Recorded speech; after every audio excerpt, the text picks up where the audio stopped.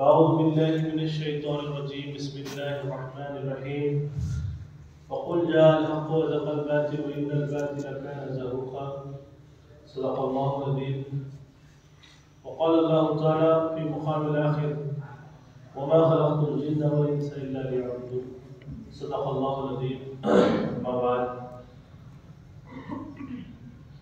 قابل احترام بزرگوں نوجوان ساتھیوں پیارے بچوں اور میری آواز کو سننے والی محترم خواتین السلام علیکم ورحمۃ اللہ وبرکاتہ۔ آج حضرت میر میرا سید الاولیاء افضل الاولیاء حضرت میرا سید محمد جنون کوئی مہدی موعود علیہ السلام کا میلاد مبارک ہے اور یہ میلاد 597 یعنی 597 میلاد ہے اور اللہ کا ہم پر فضل و کرم ہوا کہ اس نے ہمیں ایک تو اپنا بندہ بنایا، دوسرا رسول اللہ صلی اللہ علیہ وسلم کی امت میں پیدا کیا اور تیسرا مہدی موعود علیہ السلام کی تصدیق سے مشرف فرمایا۔ محترم حاضرین، یہ بہت بڑے شرف ہیں، اتنے بڑے شرف ہیں کہ تھوڑی دیر کے لیے اگر آپ تصور کریں کہ اگر آپ اشرف المخلوقات میں سے ہوتے اور اللہ کو ماننے والے نہ ہوتے، اگر آپ اشرف المخلوقات میں سے ہی ہوتے لیکن اللہ کو ماننے والے نہ ہوتے، کیونکہ اللہ کو نہیں ماننے والے بہت سارے لوگ ہیں اور اللہ کی ذات میں شرک کرنے والے بہت سارے لوگ ہیں، تو ان کا تو ٹھکانہ سیدھا جہنم ہے، کوئی سوال ہے نہ جواب ہے۔ اللہ تعالیٰ ہر گناہ معاف کرتا ہے لیکن شرک معاف نہیں کرتا۔ جو اس کی ذات کے برابر کسی کو لا کر کھڑا کرتا ہے یا کوئی اس کے جیسا بناتا ہے تو اللہ تعالیٰ اس کو ہرگز معاف نہیں کرتا بلکہ جہنم کا ایندھن بنا دیتا ہے۔ تو یہ اللہ کا کرم ہے کہ ہم وحدہ لا شریک کے ماننے والے ہیں۔ اور اس کے ساتھ ساتھ کئی انبیاء کی امتیں گزری اور کئی انبیاء نے کئی امتوں نے انبیاء کی یہ دعا کی کہ آخری نبی محمد ربی صلی اللہ علیہ وسلم کی امت میں ہمیں پیدا کرتا تو کیا ہی اچھا ہوتا، لیکن اللہ نے وہ شرف میں ہمیں عطا کیا۔ اور اس کے آگے رسول اللہ صلی اللہ علیہ وسلم نے یہ خواہش ظاہر کی، ارمان ظاہر کی کہ کاش میں اپنے بھائیوں سے مل پاتا۔ بھائیوں سے مراد مہدی موعود علیہ السلام کی قوم۔ حضرات گرامی، یہ اتنے بڑے شرف ہیں، یہ کتنے بڑے انعامات ہیں اللہ تبارک و تعالیٰ کی طرف سے جو ہمیں عطا کیے گئے ہیں۔ حضرات گرامی، مہدی موعود علیہ السلام کی جب بعثت ہوئی، پیدائش ہوئی، تو ایک آواز غیبی آئی جس کو حضرت بندگی میاں مخدوم شیخ دانیہ رضی اللہ تعالیٰ عنہ نے سنا، جو کہ قرآن کی آیت تھی وَقُلْ جَاءَ الْحَقُّ وَزَهَقَ الْبَاطِلُ إِنَّ الْبَاطِلَ كَانَ زَهُوقًا، یعنی کہ کہہ دو کہ حق آیا اور باطل مٹ گیا، بے شک باطل مٹنے ہی کے لیے ہے۔ حضرات گرامی، یہ آواز اسی کو سننے آتی تھی جو باطل کان رکھتا تھا۔ یعنی اس سے پہلے فقیر نے آپ کے سامنے بیان کیا تھا کہ جو آنکھ ہوتی ہے، جو کان ہوتے ہیں، جو زبان ہوتی ہے، جو خیال ہوتا ہے، جو ہاتھ ہوتا ہے، ایک ظاہری ہوتا ہے اور ایک باطنی ہوتا ہے۔ ظاہری جو ظاہر کو دیکھتا ہے، ظاہر کو سنتا ہے، ظاہر کو بولتا ہے، ظاہر کو کرتا ہے، لیکن ایک باطنی بھی جو ہے عضو ہوتا ہے جو باطن کو سنتا ہے، باطن کو دیکھتا ہے، باطن کو بولتا ہے اور باطن کو کرتا ہے، جو بھی کام کرنا ہوتا ہے۔ یعنی دو دنیا ہے، ایک ظاہری ایک باطنی۔ تو اس کو جو نصیب باطنی کان تھے، یعنی اس وقت کے سید جو ولی اللہ تھے، جو پیر کامل تھے، ایک بڑے استاد تھے حضرت بندگی میاں شیخ دانیہ رضی اللہ تعالیٰ عنہ، انہوں نے یہ آواز کو سنا تو آپ نے سمجھ گئے کہ بے شک یہ مہدی کا دور ہے، ہو سکتا ہے کہ وہ ذات پیدا ہوئی ہو۔ تو آپ نے صبح میں آپ نے معلوم کیا کہ کس کے گھر میں بچہ پیدا ہوا ہے، تو اس معلوم ہوا کہ سید گھرانے کی معتبر شخصیت حضرت سید عبداللہ کے گھر ایک بیٹا پیدا ہوا ہے۔ تو آپ نے ان کو بلایا اور اس بیٹے کی کیفیت پوچھی تو کہنے لگے کہ یہ عام پیدائش جیسی پیدائش نہیں تھی، یہ بالکل پاک و صاف بچہ پیدا ہوا تھا اور اس نے اپنی شرمگاہ کو ہاتھوں سے ڈھک لیا تھا۔ جب اسے کپڑا پہنایا گیا تب اس نے اپنے ہاتھوں کو ہٹایا اور پوچھا گیا کہ آپ نے اس بچے کا نام کیا رکھا ہے، تو فرمایا کہ اس بچے کا نام محمد رکھا ہے۔ یہ بھی حضرت عبداللہ رحمۃ اللہ علیہ کو خواب کے ذریعے سے حضور اکرم صلی اللہ علیہ وسلم نے بشارت دی تھی کہ تمہارے گھر بیٹا پیدا ہوگا تو اس کا نام میرا نام رکھنا. تو آپ نے وہی کیا، کیونکہ حضرت مہدی موعود علیہ السلام کے تعلق سے رسول اللہ صلی اللہ علیہ وسلم نے ایک ایک چیز کو کھول کھول کر بتا دیا تھا. اگر آپ رسول اللہ صلی اللہ علیہ وسلم کی پیشن گوئیاں دیکھیں گے، یعنی آخری نبی کی پیشن گوئیاں حضرت موسیٰ علیہ السلام اور حضرت عیسیٰ علیہ السلام کی کتابوں میں دیکھیں گے تو بڑی مبہم ہے، یعنی سمجھنے میں بڑا مشکل پیش آتی ہے. اور اسی طرح ہر نبی کے آنے والے نبی کی جب بشارت ہوتی ہے یا پھر ان کی پیشن گوئیاں ہوتی یا ان کے آنے کی خبر دی جاتی تو وہ بالکل کھلی طور پر نہ ہوتی، چھپی بھی ہوتی یا پھر اشارت ہوتی، کنایت ہوتی.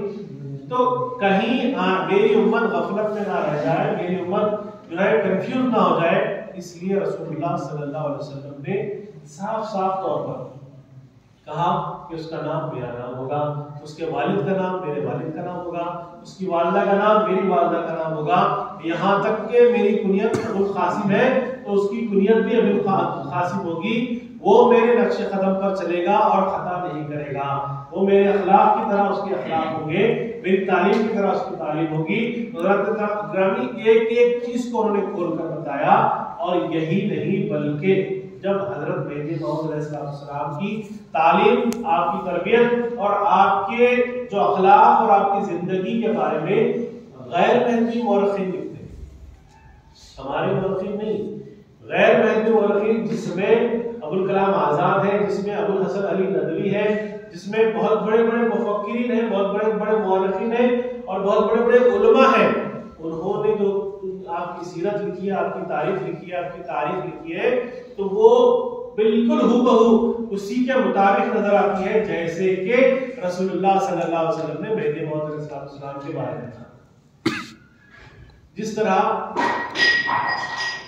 اللہ کے رسول صلی اللہ علیہ وسلم بیان فرما رہے تھے کہ میری امت میں 73 فرقے ہوں گے اور اس میں سے ایک ناجی ہوگا، یعنی ایک نجات پانے والا ہوگا اور دوسرے جہنمی ہوں گے.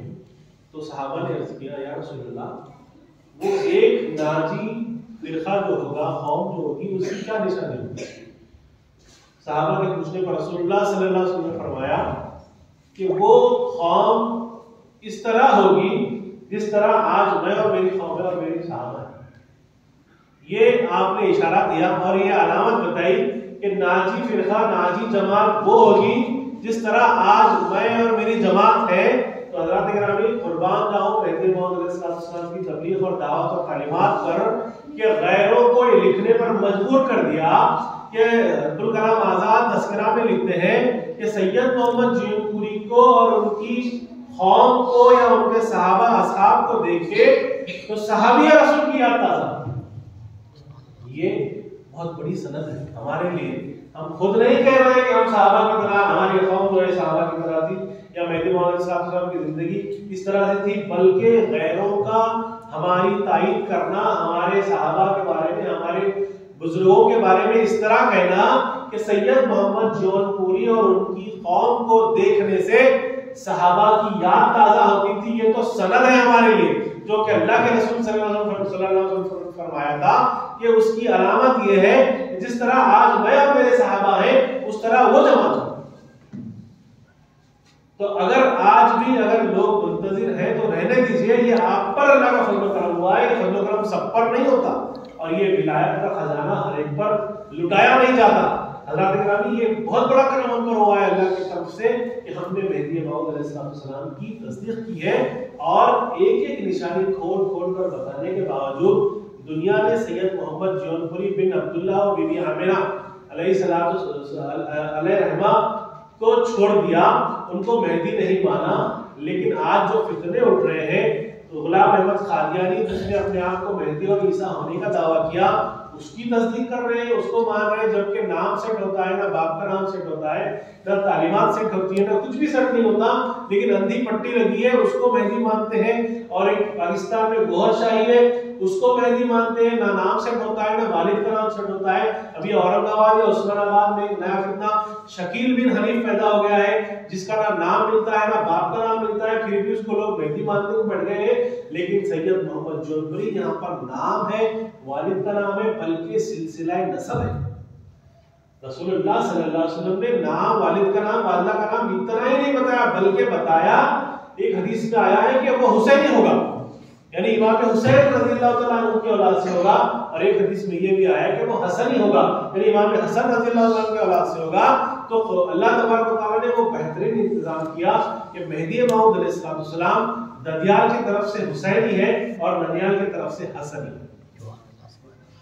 ایک ایک نشانی کھلی کھلی ہے، لیکن جب تعصب کا پردہ یا دنیا داری کا پردہ آنکھوں پہ پڑ جاتا ہے تو لوگوں نے چاند کو بھی ٹکڑے ہوتے دیکھا لیکن ایمان نہیں لائے، لوگوں نے کنکروں کو کلمہ پڑھتے بھی دیکھا لیکن ایمان نہیں لائے، لوگوں نے جھاڑ کو چلتا ہوا آ کر حضور کی قدم بوسی کرتا ہوا دیکھا لیکن ایمان نہیں لائے۔ تو ایسے بدبختوں کے لیے ہم شکر کریں اپنے آپ پر کہ اللہ تبارک و تعالیٰ نے ہمیں وہ مقام عطا کیا ہے، وہ درجہ عطا کیا ہے، وہ تصدیق کی دولت سے ہمیں نوازا ہے۔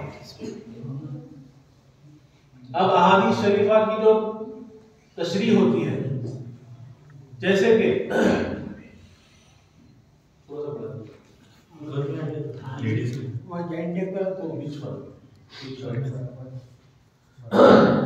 جیسے کہ حدیث شریف میں آیا ہے کہ مہدی جب آئے گا تو زمین اپنے خزانوں کو اگل دے گی، سونے ہیرے جواہرات اگل دے گی، اور مہدی علیہ السلام اپنے ماننے والوں کو ان کی اوقات سے زیادہ دیں گے، یعنی ان کی جھولیاں بھر بھر کر دیں گے۔ اب یہ حدیث آئی ہے تو اسی حدیث کے مطابق وہ سونا بانٹنے والا مہدی کو چاہیے، سونا بانٹنے والا، مال بانٹنے والا ان کو مہدی چاہیے۔ حضرت گرامی، جبکہ رسول اللہ صلی اللہ علیہ وسلم فرماتے ہیں کہ ہر امت کا ایک فتنہ ہے، یعنی ہر امت کے پیچھے ایک فتنہ پیدا ہوا، اور میری امت کا فتنہ مال ہوگا، میری امت کا فتنہ مال ہوگا۔ تو وہ دنیاوی مال اللہ کے رسول صلی اللہ علیہ وسلم جس کو فتنہ کہہ رہے ہیں، وہ مہدی خلیفۃ اللہ کیسے تفسیر کرے؟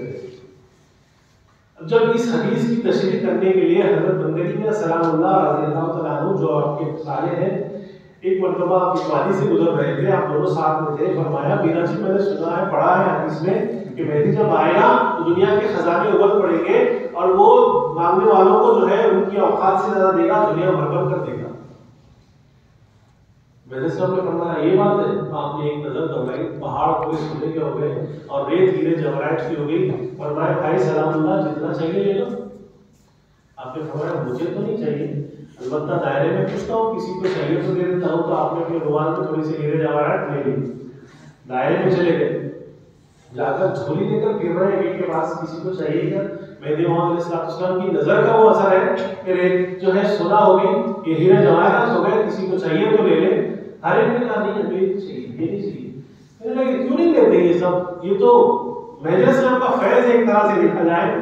فرمایا کہ مہدی علیہ السلام نے ایسا فیض دیا ہے، یہ دنیا یہ مال ہمیں نہیں چاہیے، ہمیں تو مال دینے والا مل گیا، ہمیں تو مال پیدا کرنے والا مل گیا ہے، یعنی ہمیں تو اللہ مل گیا ہے، تو اللہ ملنے کے بعد دنیا کی دولت ہمارے کیا کرتی ہے؟ اس کے بعد سلام اللہ رضی اللہ عنہ مہدی علیہ السلام کے پاس جاتے ہیں، جا کر کہتے ہیں میرا جی کوئی لینے کو تیار نہیں ہے، تو آپ مسکراتے ہیں، کہتے ہیں بھائی سلام اللہ حدیث کا مطلب لوگوں نے غلط سمجھ لیا، وہ مال جو فتنہ ہے یہ مہدی کیوں تقسیم کرے گا؟ اس حدیث کا مفہوم یہ ہے ولایت کے خزانے جو سب کے لیے نہیں کھلے تھے، ولایت کے خزانے جو سب کے لیے نہیں کھلے تھے، وہ خزانے مہدی تقسیم کرے گا۔ یعنی صحابہ اکرام رضی اللہ تعالیٰ عنہ کے زمانے میں جنہوں نے قرب الہی کے لیے ترک دنیا کی تھی، ان کو یہ ولایت کے خزانے ملے تھے، اور جو لوگ تجارت میں تھے، جنگ و جہاد میں تھے، ان کو یہ ولایت کے خزانے نہیں مل پائے تھے۔ تو مہدی موعود علیہ السلام کو اللہ تبارک و تعالیٰ نے ولایت کے خزانے کو خاص و عام کرنے کے لیے بھیجا تھا۔ حضرت گرامی مہدی موعود علیہ السلام نے وہ خزانوں کو اس طرح لٹایا کہ آپ تاریخ پڑھیں گے، آپ سیرت پڑھیں گے مہدی موعود علیہ السلام کی، تو دیکھیں گے کہ اولاد اپنے ماں باپ سے، اولاد اپنے ماں باپ سے، ماں باپ اپنے اولاد سے، گھر بار چھوڑ کر وزیروں نے اپنی وزارت چھوڑ دی، جاگیرداروں نے اپنی جاگیر چھوڑ دی، نوابوں نے اپنی نوابی چھوڑ دی، بادشاہوں نے اپنی بادشاہ چھوڑ دی، اور مہدی موعود علیہ السلام کے ساتھ فقیر بن کر رہے، دائرے میں فخر و فاخر کیے، کم سے کم لباس میں ایک ایک جوڑے، دو دو جوڑوں میں اپنی زندگی کو گزارا، نظرات شادی کیا۔ یہ کیا تھا؟ یہ فیض ولایت تھا جو بندوں کو اللہ سے ملا رہا تھا، جو اللہ کی جو دیدار کی دولت تھی وہ مل رہی تھی۔ دیدار کا مزہ ایسا لگا کہ ہر چیز کو چھوڑنے کے لیے دل تیار ہو گیا۔ تو وہ خزانے ہیں، مہدی موعود صلی اللہ علیہ وسلم نے فرمایا کہ خزانوں سے مراد لوگوں نے دنیا کے خزانے سمجھ لیے بلکہ ولایت کا خزانہ ہے۔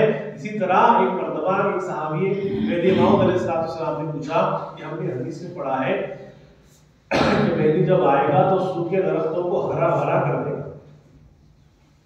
ویسا مسواک کر رہے تھے، آپ نے وہ مسواک کو زمین میں دفن کیا، تھوڑی ہی دیر میں وہ بڑھتے بڑھتے بڑھتے ایک جھاڑ ہو گیا۔ بھائی یہ سوکھے درختوں کو ہرا کرنے کے لیے مہدی آئے گا، ایک ایک درخت کے پاس جائے گا، اس کو دیکھ ہاتھ لگائے گا، ہرا کرے گا، اس سے کیا ہوگا؟ اس سے کیا ہوگا؟ یہاں پر بھی لوگوں نے سمجھنے میں غلطی کی ہے۔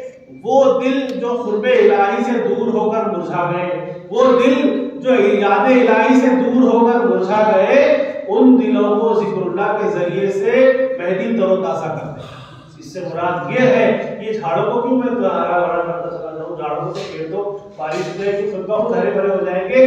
مہدی کا جھاڑوں کو ہرا بھرا کرے گا انسانوں کو چھوڑ کر؟ ارے یہ مہدی تو انسانوں کو ہرا بھرا کرے گا، فیض ولایت سے انسانوں کو ہرا بھرا کرے گا۔ اس طرح سے آپ نے اس کی تشریح کی، لیکن آج بھی وہی ظاہری باتوں پر لے کر، کیونکہ دنیا کی محبت کی پٹی ایسی دل و دماغ پر پڑی ہوئی ہے کہ لوگ دنیا کے فائدے کے بارے میں ہی سوچیں گے کہ مہدی علیہ السلام آئیں گے تو حکومت کریں گے، بادشاہ بنیں گے، اور جو ہے ہر طرف جو ہے اسلام ہی اسلام ہوگا، وہ خزانے لٹائے جائیں گے، امن ہی امن ہوگا۔ اب یہ بھی سوال پیدا ہوتا ہے کہ حدیث شریف میں آیا ہے کہ مہدی موعود علیہ السلام کی بعثت ہوگی تو ہر طرف امن و امان ہوگا، اس طرح کہ وہ ظلم و جور سے بھرا ہوگا، یعنی ہر طرف ظلم ہوگا تو اس کو آپ امن و امان میں بدل دیں گے۔ سب سے پہلا سوال یہ ہے کہ رسول اللہ صلی اللہ علیہ وسلم جو خاتم النبیین ہے، تمام انبیاء کے سردار ہیں، کیا یہ چیز ان کے زمانے میں ہوئی تھی؟ نہیں ہوئی تھی۔ تو جو چیز رسول اللہ صلی اللہ علیہ وسلم کے زمانے میں نہیں ہو سکی تھی وہ ہرگز نہیں ہو سکتی۔ اور قرآن کی کئی آیتیں یہ کہتی ہیں کہ اگر میں چاہتا تو تمہیں ایک قوم کر دیتا لیکن تم قیامت تک اختلاف میں رہو گے۔ اس طرح کی کئی آیتیں قرآن میں موجود ہیں۔ تو یہ حدیث اس آیتوں سے ٹکراتی ہے، لیکن یہ حدیث کا مفہوم مہدی موعود علیہ السلام نے فرمایا کہ جس جگہ پر، جس زمین پر مہدی رہے گا وہاں پر جو انسان ہے، ساری دنیا سے، ساری زمین سے مراد نہیں ہے، بلکہ جس زمین پر مہدی جائے گا وہاں کو، اس جگہ کو عدل انصاف سے کر دے گا۔ مثال کے طور پر آپ نے کہا کہ اگر تم بازار میں جاتے ہو اور بازار میں گھیو زیادہ بکتا ہے، ہر جگہ گھیو آتا ہے، تو آپ کہتے ہو کہ بازار تو گھیو سے بھرا ہوا تھا۔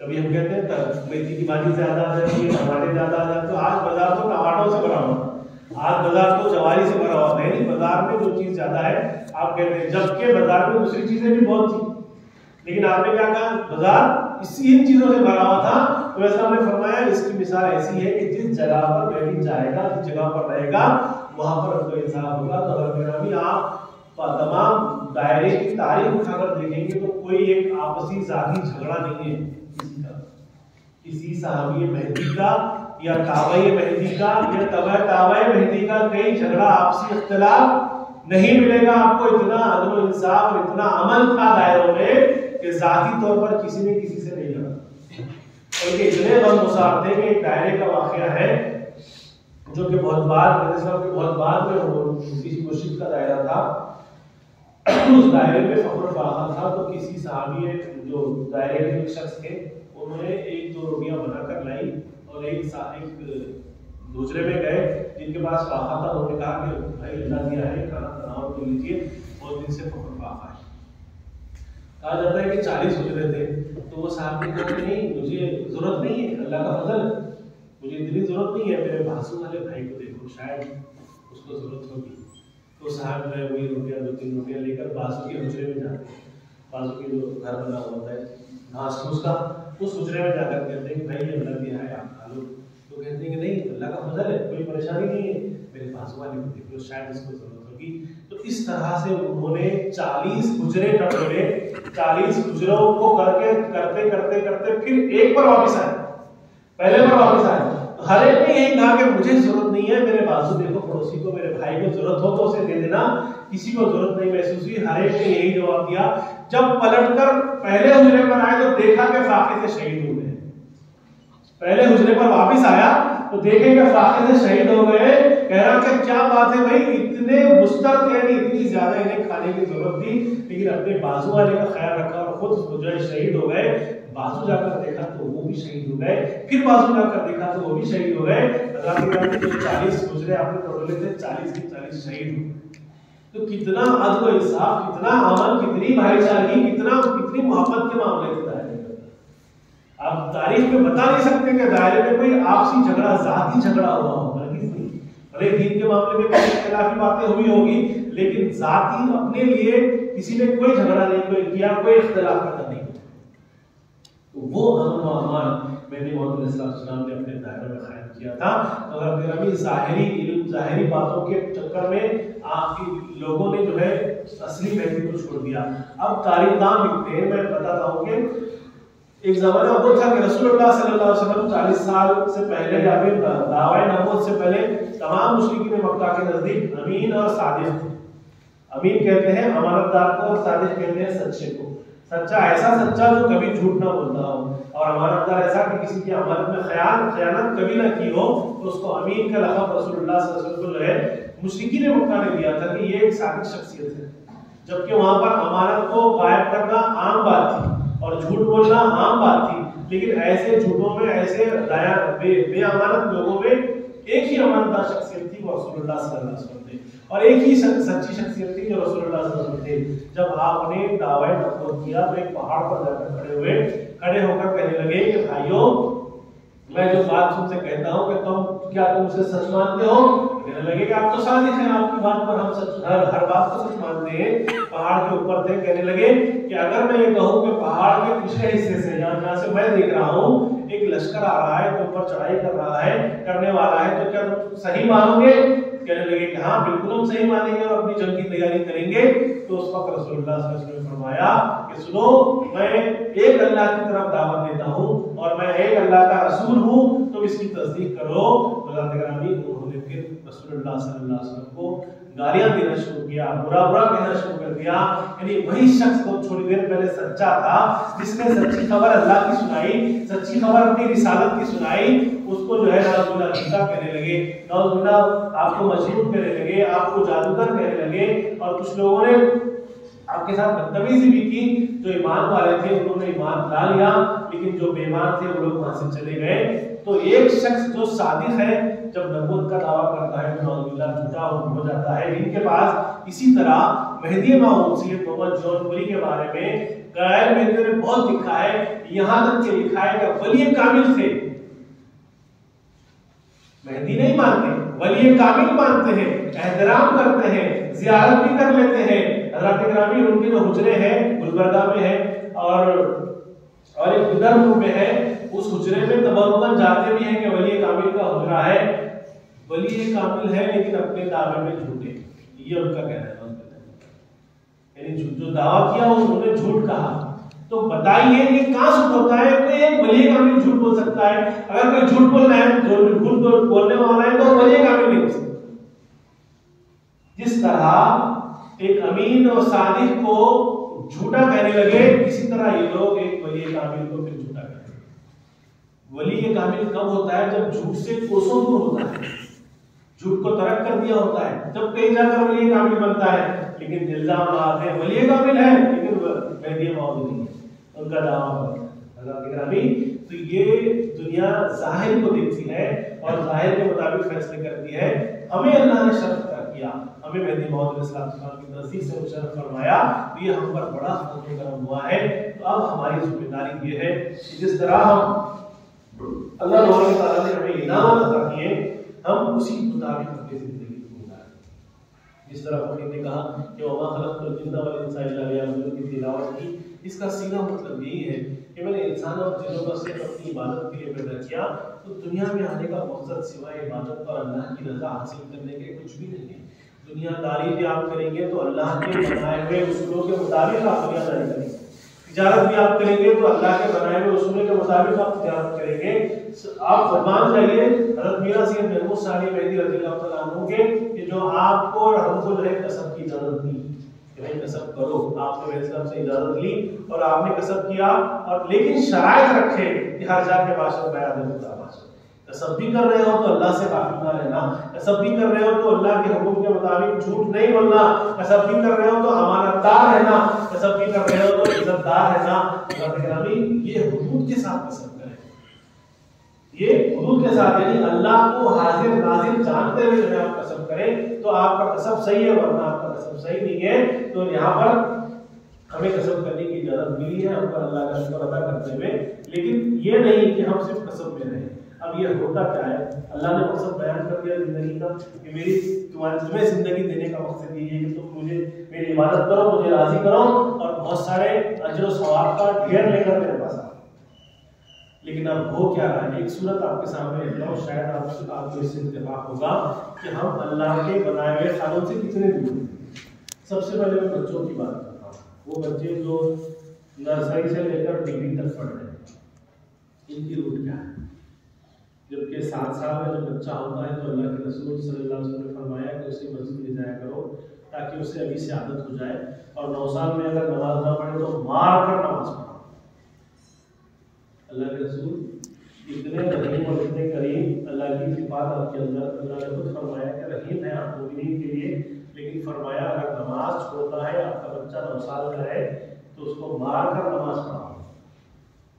تو آج ہمارے بچے، ہمارے وہ بچے جو نرسری سے لے کر ڈگری تک پڑھ رہے ہیں، ان کی روٹین کیا ہے؟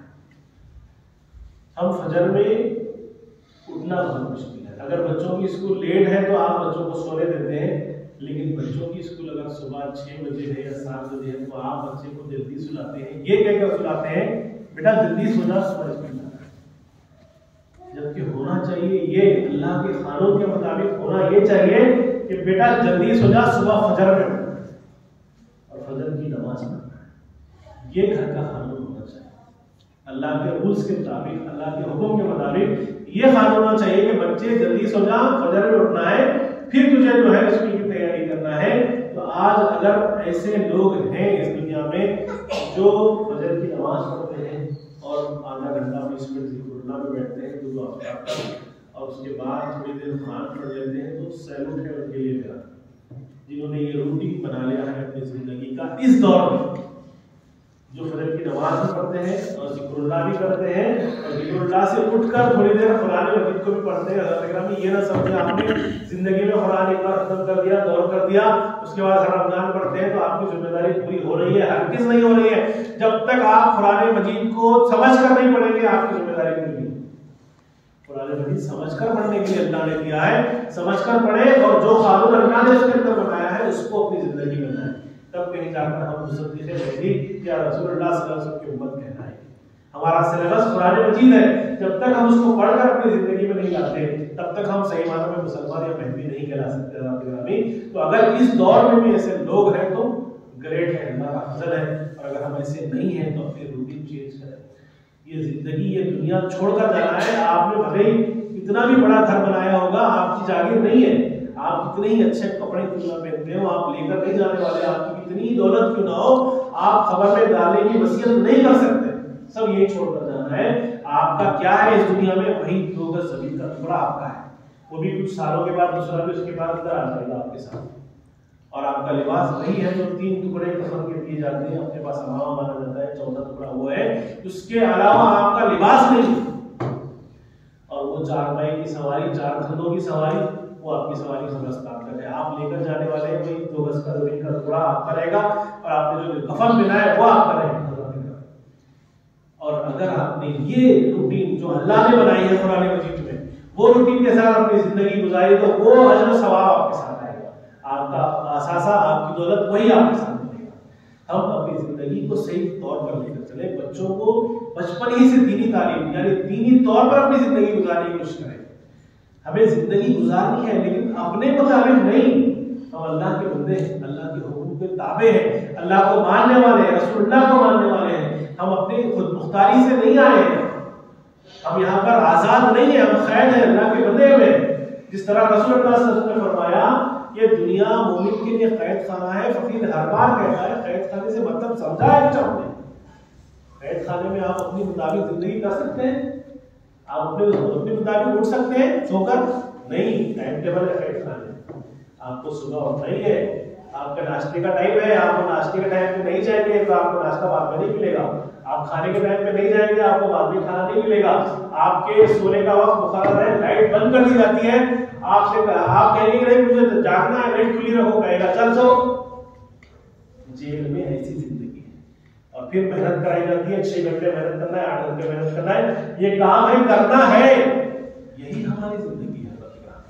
اللہ نے اسے جیل کہا ہے اور رولز ریگولیشن لگا دیے ہیں, کب اٹھنا ہے, کب کھانا ہے, کب سونا ہے, کب اس کے بعد جو ہے اپنی عبادت کرنا ہے. اللہ نے ٹائم ٹیبل بنا دیا ہے کیونکہ یہ جیل ہے. جیل سے آزاد کب ہوں گے جب مر جائیں. مر گئے سمجھو آپ, جیل سے آزاد ہو گئے تب جو ہے اگر آپ کے پاس آپ نے ٹائم ٹیبل کے مطابق اپنی جیل کی زندگی گزاری ہے. جیل میں بھی اسی کو نمبر دیے جاتے ہیں جو ٹائم ٹیبل کے مطابق جیل میں رہتا ہے اور اپنے اخلاق کا مظاہرہ کرتا ہے تو اسے جو ہے تھوڑی سی چھوٹ مل جاتی ہے. کچھ سالوں پہلے ان کی آزادی بھی ہو جاتی ہے. تو ایسا ہی ہمارے پاس اللہ تبارک تعالیٰ کے بھی قانون ہے کہ دنیا میں جا رہا ہے, جیل ہے, جو قانون بنا دیا ہے وہ قانون سے زندگی گزار کر میرے پاس آ, پھر میں تجھے آزاد کر دوں گا. کوئی تجھ پر بندش نہیں ہوگی. جیسی زندگی گزارنا چاہتا ہے جنت میں ویسی زندگی گزار دے. اس کے بعد تجھے کوئی عبادت کی بھی کوئی قید نہیں ہوگی, نہ تجھے کہیں جانے سے روکا جائے گا نہ کہیں آنے سے روکا جائے گا. جب چاہے سو جا, جب چاہے اٹھ جا, جب چاہے کھا لے, جو چاہے کھا لے. وہ آزادی ہے. ہم اپنی زندگی کو جو بچوں کی روٹین بتا رہا ہوں, صبح اٹھیں گے, اسکول بھاگیں گے, اسکول سے آئیں گے, پھر ٹیوشن بھاگیں گے, ٹیوشن سے آئیں گے, تھوڑا کھیل لیں گے, تو ہو جائے گی رات, کھانا کھائیں گے اور سو جائیں گے. جبکہ ہونا ہی چاہیے کہ فجر اٹھیں, صبح میں قرآن مجید پڑھائیں, آدھا گھنٹہ نہ صحیح تھوڑی دیر تو ذکر اللہ کرائیں, کیونکہ قرآن کا حکم ہے کہ یہ وقت میں ذکر کرو. تھوڑا تو کر لیا یا کروا لیا, ذکر کریں, تھوڑی دیر قرآن پڑھائیں, اس کے بعد دنیا کا لیے اسکول کی پڑھائی شروع کریں, اسکول کو بھیجیں, ٹیوشن کو بھیجیں, کھیل کھلائیں, لیکن نمازوں کی پابندی کے ساتھ. نماز نہ چھوٹنے پائے, نہ ہماری چھوٹنے پائے, نہ ہمارے گھر کے کسی فرد کی چھوٹنے پائے. یہ جو محبت آپ کی ہے کہ رات میں لیٹ سویا ہے, سونے دو, فجر میں کام اٹھا رہے ہو, تھکا ہوا ہے, پڑھ کر تھک رہا ہے, کام کر تھک رہا ہے, اوور ٹائم کر آیا ہے, کھیت میں جاگ کر آیا ہے, اس لیے فجر میں مت اٹھاؤ. یہ آپ کی دوستی نہیں, آپ کی دشمنی ہے. آپ اس کے ساتھ دوستی نہیں کر رہے, آپ اس کے ساتھ دشمنی کر رہے ہیں. آپ فجر میں اٹھ کے نماز کو آتے ہیں, بیٹے کو نہیں اٹھاتے, بیٹی کو نہیں اٹھاتے, بیوی کو نہیں اٹھاتے. ارے آپ اکیلے چلا جانا چاہتے ہو جنت میں, یا آپ اپنی خود کی مغفرت کر لینا چاہتے ہو اور دوسروں کی نہیں کرنا چاہتے ہو. آپ اگر ان سے محبت کرتے ہیں, آپ کو اپنی اولاد سے, اپنے بیوی بچوں سے, اپنی بہن سے, اپنے بھائی سے پیار ہے, اٹھائیے اسے, ہلا کر اٹھائیے, اس طرح سے اٹھائیے کہ گھر میں آگ لگی ہے بچا کر اسے باہر نکالنا. گھر میں آگ لگی تو کس طرح اٹھا کے بھگائیں گے اس کو, چاہے نیچے کیوں نہ ہو, پانی ڈال دیں گے اس کے اوپر, اس کو ہلائیں گے, جھٹوڑیں گے, اس کو اٹھائیے. یہ اس کے ساتھ محبت ہے. آپ اس کے ساتھ محبت نہیں کر رہے, اس کو قرآن مجید کی روز تاکید, کم سے کم ایک گھر کا فرد بیٹھ کر ایک رکوع سب کے سامنے پڑھ کر سنائے, ترجمے کے ساتھ پڑھ کر سنائے کہ دیکھو اللہ کا یہ حکم ہے, اس کے مطابق ہمیں زندگی گزارنی ہے. تو یہ جوان بچوں کی روٹین جو اسکول سے لے کر کالج تک, ان سے بڑے شادی شدہ لوگ جن کے بچے شادی تک پہنچ گئے ہیں, ان کی روٹین صبح اٹھو, کمانے چلے جاؤ, بچوں کا پیٹ بھرنا ہے, بیوی کا پیٹ بھرنا ہے, اور ایسا بھرنا ہے کہ جو چیز کو ہم ترسے ہمارے بچوں کو نہیں ترسائیں گے. جو ہم کو کھانے نہیں ملا ہمارے بچوں کو اس کے لیے نہیں ترسیں گے. ہم زیادہ کام کریں گے, گورے کا کالا, کالے کا گورا کریں گے, لیکن ہمارے بچوں کو کوئی کمی نہیں ہونے دیں گے. اچھے سے اچھا کھلائیں گے، اچھے سے اچھا پلائیں گے. کون؟ یہ لوگ جو شادی شدہ ہیں اور جن کے بچے شادی تک آ چکے ہیں، ان کا یہ حال ہے. فکر ایک ہی ہے، میرے بچے اچھے ہیں، میری بیوی اچھی ہے، میرا گھر اچھا ہے. ارے خبر کا بھی سوچیے، خود کا بھی سوچیے، اپنے بچوں کا بھی سوچیے. ہم اس کے لیے نہیں آئے ہیں. اور اس کے بعد جو نانا دادا بن گئے ہیں، ان کی حالت یہ ہے کہ نواسوں میں پوتا میں خوش. دولت اللہ نے عطا کی ہے آپ کو، ارے اس کا شکرانہ کرنا ضروری ہے. جو صاحب اولاد نہیں ہے ان سے پوچھیے اولاد کسے کہتے ہیں، اولاد کی نعمت کیا ہوتی ہے. ان سے پوچھیے جو صاحب اولاد نہیں ہے، ترستے روتے ہیں، روز رات کو روتے ہیں کہ اللہ ہمیں عطا کر دے. ہم نے کیا ایسا گناہ کیا ہے کہ ہماری گود نہیں بھرتا. لیکن آپ کی گود بھری ہے تو اس کے بعد آپ کے بچے کی گود بھری ہے، بہت شکر ادا کرنا ہے آپ کو، تو زیادہ شکر ادا کرنا ہے. نواسوں پوتوں کو سنبھالیے، بے شک سنبھالیے، لیکن اپنی آخرت کو بھی سنبھالیے. اور رسول اللہ صلی اللہ علیہ وسلم نے فرمایا کہ انسان جتنا بڑا ہوتا ہے اس کو جینے کی اور زیادہ خواہش پیدا ہوتی ہے. انسان کی جتنی عمر ہوتی ہے 60 65 70 بھی ہو رہے ہیں تو ابھی کیا ہوتا ہے کچھ نہیں سوچتا انسان. اللہ کے رسول نے فرمایا کہ انسان حریص ہے، جیسی جیسی اس کی زندگی بڑھتی ہے، عمر بڑھتی ہے، اسے لگتا ہے کہ میں مرنے والا نہیں ہوں ابھی بھٹے میں. اسی حرص میں اپنی عمر کو زیادہ سے زیادہ چاہتا ہے. تو ہم نے اگر 60 سال کی زندگی اپنے بیوی بچوں کو لگا دی، اپنے لیے لگا دی، بہت لگا دی، پھر کہتا ہے کہ 60 سال کے بعد تو اللہ کی طرف آنا چاہیے. 60 سال کے بعد تو اللہ کی طرف آ جانا چاہیے. آپ بے شک نواسوں میں پوتوں میں جیے، شکر ادا کریں، انہیں خوش رکھیں، ان کی خدمت کریں، ان سے پیار محبت کریں، لیکن اللہ کی عبادت کے ساتھ خود بھی عبادت کریں اور اپنے بچوں کو بھی. اب معاملہ ہے تیسرا، عورتوں کا. بچیوں کا وہی حال ہے جو بچوں کا حال ہے. ابھی تو موبائل ہے، اسی کے اندر زندگی کا. شادی شدہ عورتیں ہیں، کہاں تک کے ہیں جن کے بچے شادی تک آ گئے، ان کی روٹین یہ ہے صبح اٹھو، کھانا پکاؤ، کپڑے دھو، برتن دھو، بستر کرو، بستر اٹھاؤ. یہ اس کے علاوہ قرآن پڑھنے کا ٹائم نہیں، نماز پڑھنے کا ٹائم نہیں، ذکر کرنے کا ٹائم نہیں، اللہ رسول کی بات نہیں. جب بات کریں گے اپنی سہیلیوں سے، اپنے رشتے داروں سے، اپنی طرح کی عورتوں سے، تو باتیں پھر اس کی اس کی چھوڑی. یہ ہماری زندگی ہے حضرات گرامی، یہ ایک آئینہ ہے. یہ ہماری زندگی کا مقصد ہرگز نہیں ہے. آپ بھلے پیار محبت کی باتیں کریں، ہنسی مذاق کریں، لیکن اللہ اس کے رسول اور مہدی کا ذکر کریں اپنی محفل میں کہ اللہ تعالیٰ کا یہ حکم ہے، ہمیں اس پر چلنا ہے، ایک دوسرے کو جو ہے پیار محبت سے ہدایت دیں. تو یہ اگر ہماری روٹین ہے تو اللہ ہمیں معاف کرے. ہماری آخرت خراب ہونے والی ہے، ہماری آخرت میں اندھیرا ہی اندھیرا. ہمیں اللہ کے رولز کے مطابق اپنی زندگی گزارنا ہے. عورتیں پردہ کریں، عورتیں اپنی آوازوں کی حفاظت کریں، عورتیں اپنی زینت کی حفاظت کریں. عورت کی زینت صرف اس کے شوہر کے لیے، اس سے زیادہ کسی کے لیے نہیں.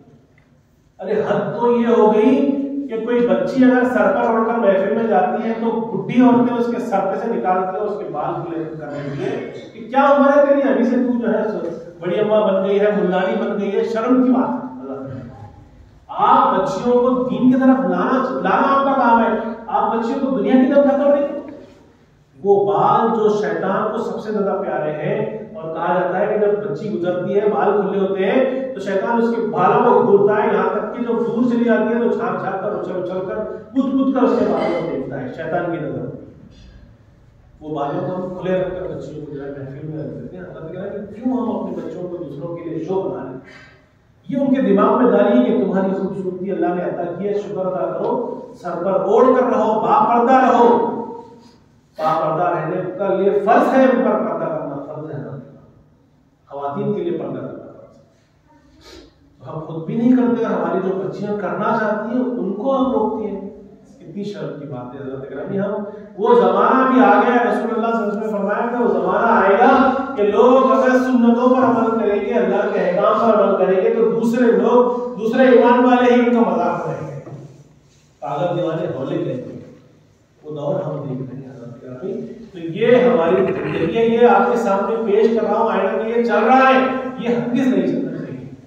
ہمیں اپنی آخرت کی فکر کرتے ہوئے زندگی گزارنی چاہیے. اب ایک طبقہ ہے ان عورتوں کا جو نانی دادی بنتے ہیں.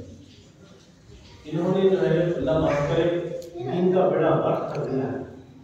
ان کا کام یہ ہونا چاہیے تھا کہ روز نماز پابندی سے پڑھتی، ذکر اللہ پابندی سے کرتی، اپنی خبر کو روشن کرنے کی کوشش کرتی، اپنی اگلی منزل کہتے ہیں کہ ہم پاؤ خبر میں لگ گئے ہیں تو اپنی آخرت کی فکر کرتی، بلکہ یہ نہ کرتے ہوئے گھر کے بچیوں کو، گھر کے عورتوں کو کہتی ہیں یہ کرنے سے یہ ہوتا ہے، وہ کرنے سے وہ ہوتا ہے۔ اور اس پر نے کہا تھا کہ لوگوں نے 3 شریعتیں بنا لی۔ 3 شریعت، ایک شریعت مصطفیٰ صلی اللہ علیہ وسلم جو حق ہے، دوسری شریعت زمانہ، زمانہ کرنا تو عمل بھی کرنا، یہ اصول بنا لی۔ لوگ برتھ ڈے کر رہے ہیں تو عمل بھی کرنا، چاہے وہ حلال ہو، حرام ہو، یا پھر جائز ہو، ناجائز ہو۔ اب لوگ پینٹ شرٹ پہن کے انشرٹ کر رہے ہیں تو عمل بھی پینٹ شرٹ پہن کے انشرٹ کرنا، یہ زمانے کے پیچھے۔ دین کیا کہتا ہے اس سے کوئی مطلب نہیں۔ دنیا کدھر جا رہی ہے، اب وہ آہستہ آہستہ کر کے کپڑے کم ہوتے جا رہے ہیں، چھوٹے چھوٹے ہوتے جا رہے ہیں، شارٹ ہوتے جا رہے ہیں۔ ہمارے بچوں کے بھی جو ہے پینٹیں نیچے ہو رہی ہیں، بچے سجدے میں جاتے ہیں تو یہ جو حصہ ہے کمر کے اوپر کا کھل جاتا ہے۔ نماز ختم ہو گئی اگر ایسا آپ شارٹ ٹی شرٹ پہن کر آتے ہیں، آپ ٹریک پینٹ پہن کر آتے ہیں، اس کی وجہ سے جب آپ کا یہ کمر کے اوپر کا حصہ کھل جاتا ہے، نظر آتا ہے، تو آپ کی نماز کھل گئی۔ نماز کے لیے وہ حصہ ڈھکا ہوا رہنا ضروری ہے، فرائض نماز میں سے صدر عورت ہے وہ، اس کو چھپانا ہے تو آپ کی نماز ہے، آپ نے اس کو کھول دیا تو نماز ختم ہو گیا۔ عورتوں کو یہاں تک کہ نماز کے لیے کور کرنا ہے، یہاں تک کہ کلائیوں تک کے چہرے کو اس طرح سے کور کرنا ہے، اور نیچے ٹانگوں سے نیچے پیر دکھنا ہے، اس سے اوپر کچھ نہیں دکھنا ہے۔ عورتیں جو ہے ساڑی بنا کے نماز پڑھ رہی ہیں، ہاتھ کے اوپر تک کے ان کا پلو چلا جا رہا ہے، نماز پڑھ رہی ہے، نماز ٹوٹ جاتی ہے ان کی۔ یہ ایسی باتیں ہیں جس سے ہم اگر ہم غور کریں تو دین سے کتنے دور ہے۔ تو یہ جو بزرگ خواتین ہیں، اللہ انہیں فضل کرے، انہیں اللہ اپنا خوف جو ہے ڈالے ان کے دل میں، جنہوں نے نہ اپنی آخرت سدھاری نہ دوسروں کی سدھارنے کی کوشش کی، بلکہ وہ اس ایک ہی اونٹ میں چہلوں تک چلانا ہے، ایک ہی ہنڈی چہلوں تک چلانا ہے، یا پھر ہر دن دہاڑے میں نئی ہنڈی لانا ہے۔ ارے کہاں سے لے کر آئے یہ سب؟ کس نے بتایا ہے؟ رسول اللہ نے بتایا ہے، مہدی مراد اللہ نے بتایا ہے، یہ صحابی رسول نے بتایا ہے، یہ صحابی مہدی نے بتایا ہے، یا پھر آپ کے مرشد نے بتایا ہے، یا مرشد کے مرشد نے بتایا ہے؟ کہاں سے لے کر آئے یہ سب چیزیں آپ؟ میت ہو گئی سیوا نہیں کھانا، میت ہو گئی کپڑے نہیں بنانا۔ اللہ فضل کرے، اللہ کے رسول نے فرمایا 3 دن سے جو زیادہ سوگ کرے گا وہ ہم میں سے نہیں۔ سوگ کرنے کا مطلب جو ہے غم ہوتا ہے، وہ غم آپ اپنے دل میں رکھ سکتے ہیں آنسو کے ذریعے، وہ اس کی بات نہیں ہے۔ ناشکری نہیں کرنا، اللہ سے شکایت نہیں کرنا، اور یہ پابندیاں نہیں لگانا، نئے کپڑے نہیں بنانا، سیوا نہیں کھانا۔ سیوے میں دن آ گیا، سیوے میں دن آ گیا، گوشت کھا کر 22ویں چکری نہیں کھانا۔ ارے اللہ فضل کرے، کیا عبد القادر جیلانی رحمۃ اللہ علیہ نے یہ بات کہی تھی، یا پھر امام جعفر صادق رحمۃ اللہ علیہ نے بات کہی تھی؟ ایسا ہرگز نہیں ہے۔ آپ نے گوشت کھایا تو پانی نہ کیا ہو، پانی نہ ہے تو گوشت اندر سے باہر نکل گیا، گوشت تو آپ کے پیٹ میں ہی ہے۔ اتنا ضرور تھا کہ آپ گوشت نہیں کھاتے تھے، لیکن آپ نے منع نہیں کیا کسی کو کھانے کے لیے، اور کھانے کی وجہ بھی آپ دیکھیے حضرات کریں۔ امام جعفر صادق کی بات نہیں کر رہا ہوں، امام باقر، امام زین العابدین رحمۃ اللہ علیہ، امام زین العابدین کون؟ امام حسین کی حضرت جو کربلا میں اکیلے بچے، اور ان سے اللہ نے امام حسین رضی اللہ کا نسب باقی رکھا۔ امام زین العابدین رضی اللہ تعالیٰ عنہ نے کربلا میں خون اور گوشت دیکھا تھا اور اپنوں کا دیکھا تھا۔ اس کے بعد ایسی آپ کو ہیٹ بیٹھی کہ آپ اگر کسی گوشت کی دکان سے باہر بازو میں چلے جاتے تو آپ بے ہوش ہو کے گر جاتے۔ یہ ان کی طبیعت نے دیکھا تھا، ان کے ساتھ ہوا تھا، تو وہ گوشت کھاتے نہیں تھے، کیونکہ گوشت دیکھتے سے ان کو کربلا یاد آتا تھا۔ اسی طرح امام جعفر صادق تک بھی یہ معاملہ رہا کہ آپ بھی گوشت نہیں کھاتے تھے، یہی وجہ تھی۔ گوشت کھا کر آپ کی نیاز نہیں کھانے کے لیے منع نہیں کیا آپ نے کر دیا، ہم نے بھی شروع کر دیا۔ پھر نہا لو تو کیا مطلب ہے نہانے کا؟ آپ نے گوشت کھایا تو آپ نجس نہیں ہوئے، آپ کی طہارت نہیں ٹوٹی، آپ کو نہانے کا کیا مطلب؟ آپ گوشت کھا کر بھی جو ہے آپ بریان کھا سکتے ہیں۔ ہاں البتہ آپ یہ احتیاط کرتے ہیں کہ حضرت کو گوشت نہیں پسند تھا، یا حضرت کو کربلا یاد آتا تھا اس لیے آپ نہیں کھاتے تھے، تو آپ دسترخوان نہ رکھیں، یہ چلتا ہے، یہ عقیدت کی بات ہے۔ لیکن وہ کہ ایسے رکھیں گے تو ہم پر ظلم ہو جائے گا، ہم پر عذاب آ جائے گا، ہم پر حضرت کی جو ہے بددعا لگ جائے گی، ایسا نہیں۔ یہ اولیاء اللہ کبھی ہمارا گناہ نہیں کریں گے۔ تو یہ سب چیزوں سے پرہیز کریے، خاص طور سے خواتین سے ہاتھ جوڑ کر جو ہے گزارش ہے، التماس ہے، دین صحیح دین قرآن مجید میں ہے اس کو پڑھیے، اس میں جو احکام اللہ تعالیٰ دے رہا ہے اس کے مطابق اپنی زندگی گزاریے، تو تب کہیں جا کر ہم جو ہے امت محمدیہ کے کہنے کے لائق ہوں گے اور مصدق مہدی موعود علیہ السلام کہنے کے لائق ہوں گے۔ تو اپنی زندگیوں کو قرآن رسول المہدی کے مطابق کر دیجئے اور اپنی زبانوں کو سنبھالیے اور اپنی زبانوں سے کسی کو تکلیف نہ دیجئے، گالی سے بچیے۔ یہ گالی کے بارے میں کہا جاتا ہے کہ اگر کسی نے کسی کو گالی دی تو وہ گالی اس کی طرف جائے، اس کو دیکھیے کہ وہ اس طرح کا ہے کیا، اگر وہ نہیں ہے تو آسمان میں جاتی ہے، تو آسمان والے پلٹا دیتے ہیں، پھر زمین پر جاتی ہے تو زمین والے پلٹا دیتے ہیں، تو گالی واپس اسی کی طرف جاتی ہے جس نے اس کو دیا ہے۔ تو گالی دینے کا مطلب یہ ہے کہ گالی ہم خود اپنے آپ کو دے رہے ہیں، تو اس سے بچے۔ اور حضرت علی رضی اللہ عنہ فرماتے ہیں کہ جو ایک گالی دیتا ہے تو سمجھو اس کی خبر میں ایک بچھو اس نے پیدا کر لیا ہے۔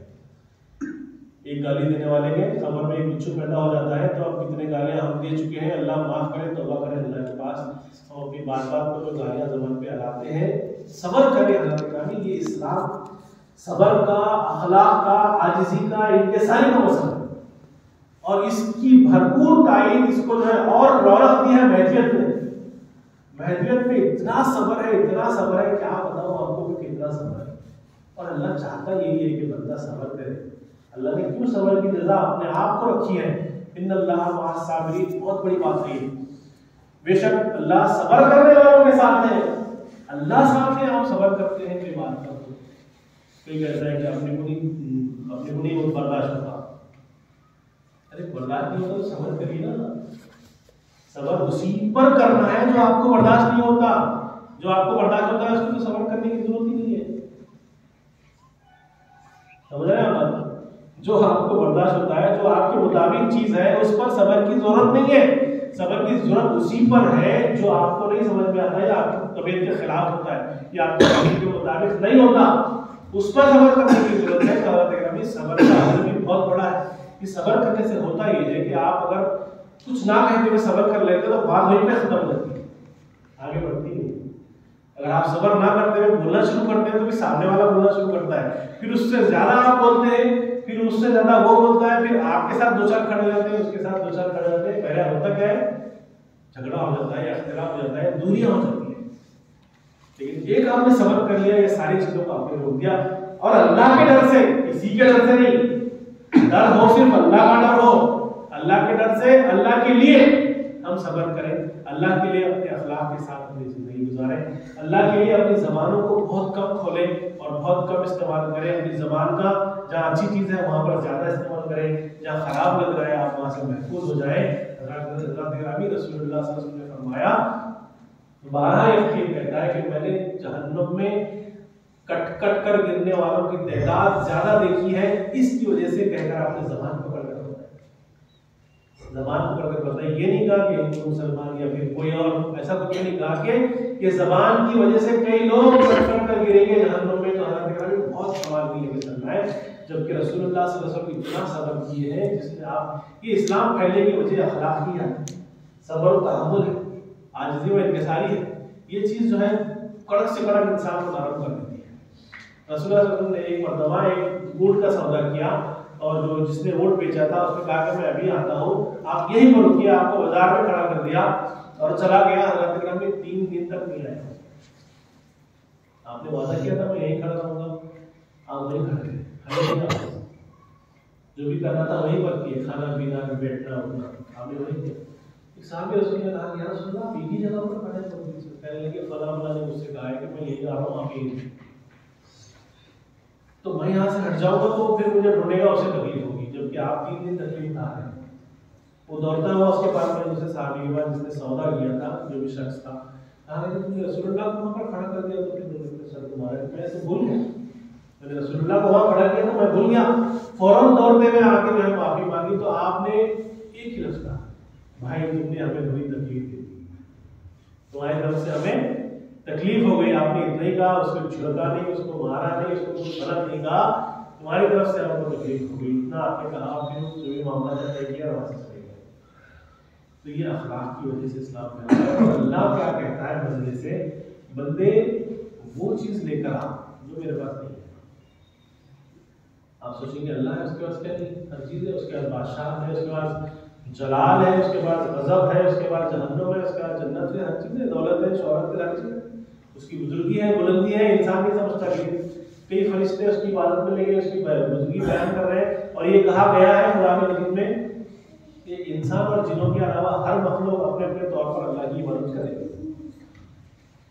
ہر مخلوق، پرندے، جانور، گائے، بھینس، بیل، بکری، چڑیا، کوا، یہ ذرے، جو ریت کے ذرے اور یہ پتے، ہر مخلوق اللہ کی عبادت کر رہی ہے اپنے اپنے طریقے سے، سوائے دو مخلوق کے، ایک انسان اور ایک جن. کرتی ہے تو کرتی ہے، چھوڑ دیتی ہے. تو اس کی بلندی ہے، اس کا مرتبہ ہے، اس کی شان ہے. اس کو کیا ضرورت ہے کسی چیز کی؟ لیکن اس نے فرمایا کہ میرے پاس عاجزی نہیں ہے، میرے پاس انکساری نہیں ہے، تو یہ لے گا. وہی انسان اللہ کے نزدیک مقبول ہے جو عاجزی اور انکساری کے ساتھ زندگی گزارتا ہے.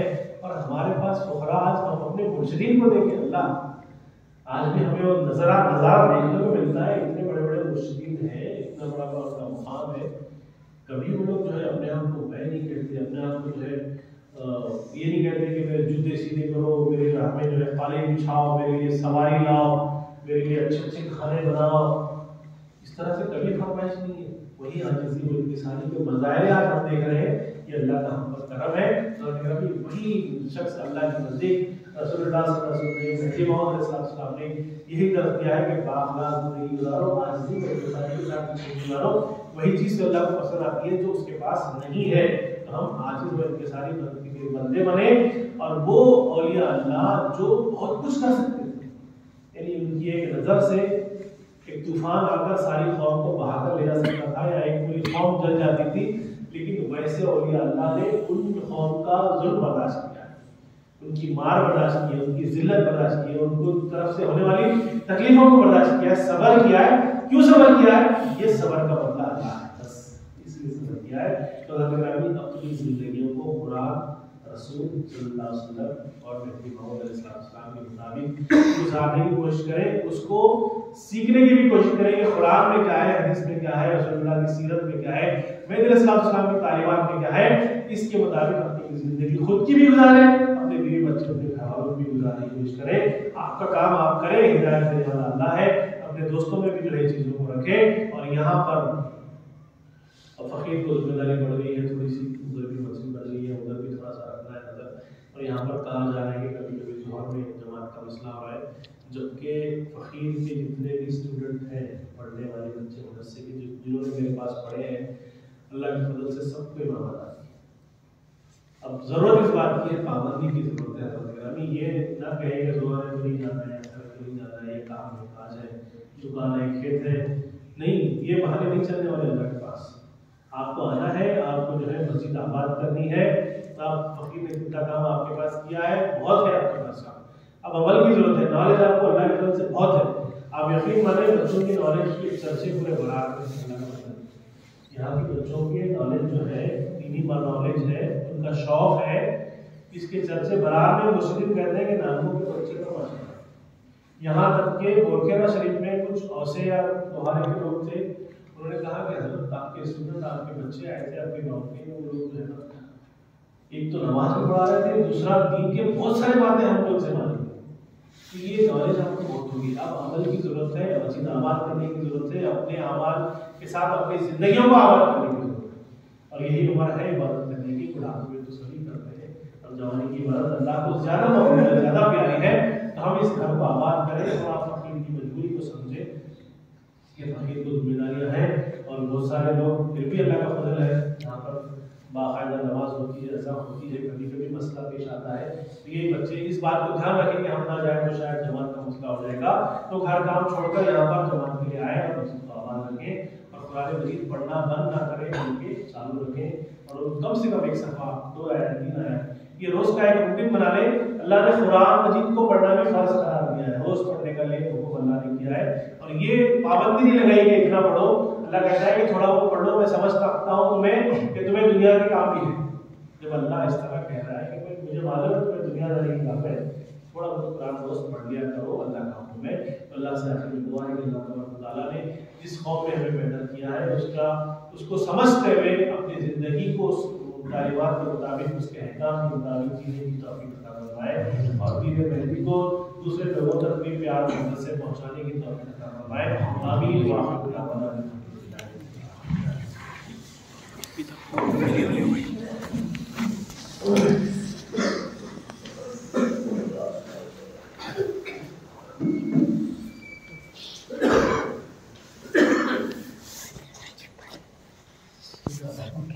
تسبیح کے بعد اللہ دیا بیٹھا پڑھیں.